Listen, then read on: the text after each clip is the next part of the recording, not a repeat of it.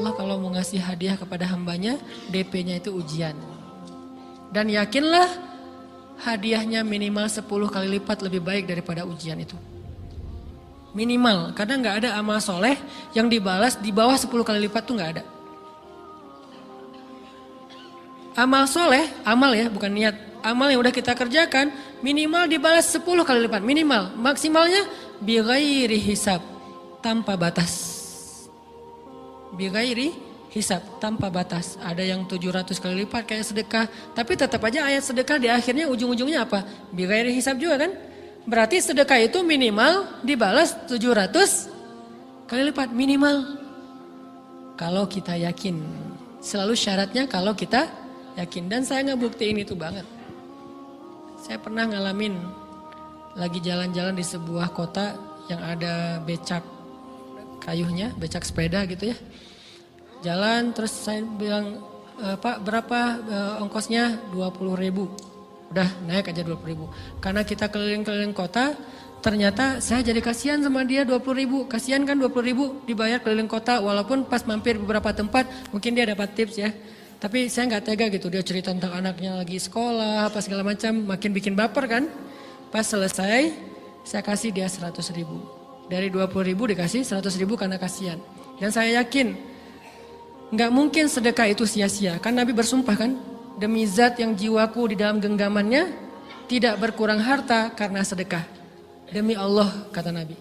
Nggak berkurang harta karena sedekah. Berkurang harta karena belanja? Ya. Berkurang harta karena pacaran? Banget. Modal banget kan? Apalagi buat cowok. Tapi berkurang harta karena sedekah? Gak mungkin kata Nabi. Demi Allah gak berkurang harta karena sedekah. Berkurang harta karena istri? Enggak. Karena memberi kepada istri itu pahalanya lebih gede daripada sedekah. Makanya ngemodalin pacaran setelah nikah itu tumbuh berkah. Modal pacaran sebelum nikah itu apes. Jadi kalau pengen modal nih, ngemodalin cewek, traktir, ngapa-ngapain, bayarin, jangan sebelum nikah. Sebelum nikah jadi orang pelit aja, nggak apa-apa. Tapi setelah nikah, jor-joran ngasih, apalagi yang, bayarin semuanya. Kenapa? Pahalanya lebih gede daripada sedekah. Bahkan lebih gede daripada infak fi sabilillah. Seorang suami memberi nafkah istri, itu pahalanya terkadang lebih besar daripada kita berinfak untuk fi sabilillah, untuk korban perang. Saya heran kalau ada orang sedekahnya rajin tapi ke istrinya kikir, aneh, berarti dia nggak ngerti konsep.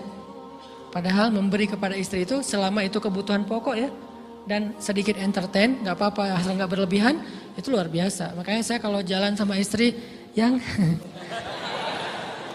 yang mana? Itu yang Onit suka. Oh ya, Onit suka. Kasih aja. Kenapa? Minta ini. Kasih.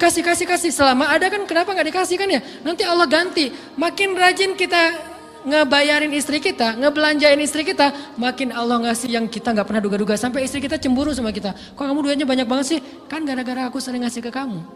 Ya udah sini lain lagi. Mau ditransfer berapa gitu kan ya? Saya ngasih 100.000 ke si bapak. Dan saya yakin teman-teman sedekahnya pasti lebih dari itu karena 100.000 saya sebut. Kalau 1 juta ke atas saya nggak mau nyebut, malu dong, ria ya.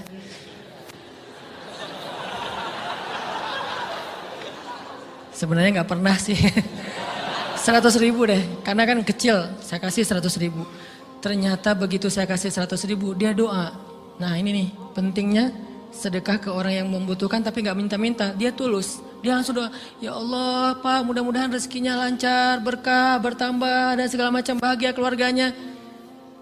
Doa-doa ini semuanya dikabulkan dalam hitungan hari. Pertama, bertambah bahagia rumah tangganya, dapat kecupan dari istri. Dia nganggap suami saya cowok banget sih, mulai 1 nih. 2, demi Allah, selang 15 jam kalau nggak salah, karena waktu itu malam, besok paginya ada orang yang ngejar-ngejar saya pengen ngasih hadiah. Ustadz, saya pengen ketemu Ustadz. Maaf, saya nggak bisa ketemu sekarang, lagi rush, lagi tight schedule, gitu-gitulah, sok-sok gaya nggak jelas gitu ya. Terus Ustadz, saya pengen banget ketemu. Dia nggak ngomong pengen ketemu apa. Kalau dia bilang mau ngasih duit kan langsung saya prioritaskan kan ya. Berhubung dia nggak ngomong, ya udahlah, saya sosok jual mahal gitu. Tapi yang namanya rezeki kan gimana kita tolak, dia datang kan. Saya nolak. Pokoknya sebentar aja 5 menit nggak akan ganggu waktu Ustadz. Ya udah besok pagi ya pas breakfast gitu, pakai gaya-gaya dikit breakfast. Pas breakfast, oh ya siap Ustaz, jam berapa? Jam 8. Udah janjian jam 8. Mungkin orangnya nih dengar live streaming, Pak jazakumullah khair jaza. Makasih banyak, mudah-mudahan Allah tambahkan rezekinya. Terus beliau besok mau flight ke luar kota jam 8. Akhirnya ngubungin lagi malamnya, Pak Ustadz maaf gak bisa ketemu besok. Karena saya jam 8 itu jadwal terbang. Oh ya udah gak apa-apa, seneng dong saya gak jadi ketemu kan. Tahu gitu kan nyesel saya tuh, seneng.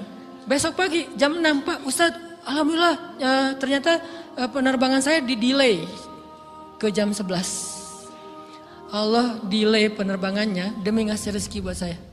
Kan luar biasa kan? Nah, ini hikmah kepedean saya, kegeeran kepada Allah gitu. Di delay demi saya. Kan kadang-kadang GR ya di depan Allah ya. Robbi akraman kan gitu ayatnya. Allah memuliakan saya dengan istighfar tetap. Akhirnya saya bisa ketemu Ustaz. Saya nggak baca WA-nya. Terlambat baca, baru baca jam 8. Dia udah mulai agak putus asa. Kayaknya udah gak mungkin ketemu nih. Jam 8 pas saya baca, ternyata orangnya nggak di delay. Ya udah saya balas, ya udah sekarang saya tunggu ya jam 9, maaf cuma sebentar. Nggak apa-apa Ustaz 5 menit. Datang dia. Datang ngasih apa coba? Ngasih duit 200 juta. Demi Allah. Cuman berselang beberapa jam, saya tolak-tolak. Tahu gitu Pak, datang malam ini aja.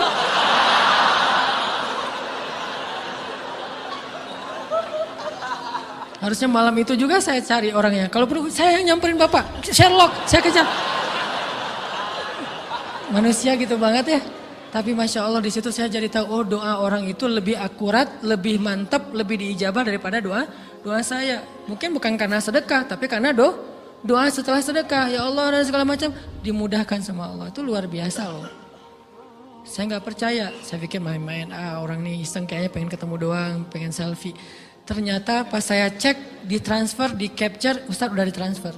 Saya, jangan-jangan nih jebakan Batman gitu ya.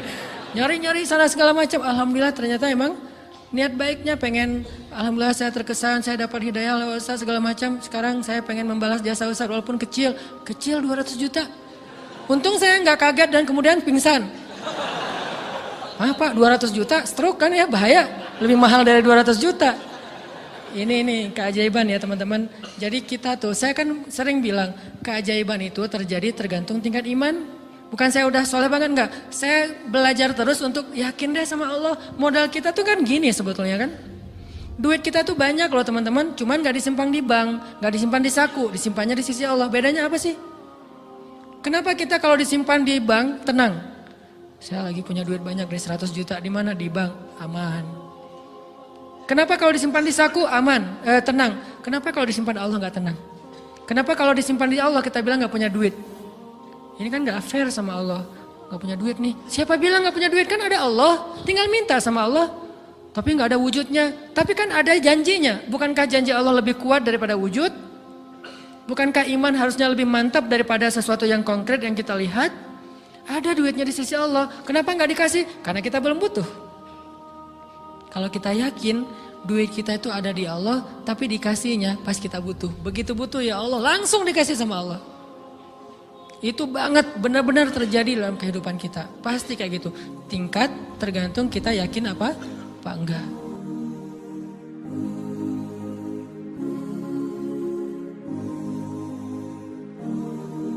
بين الرجاء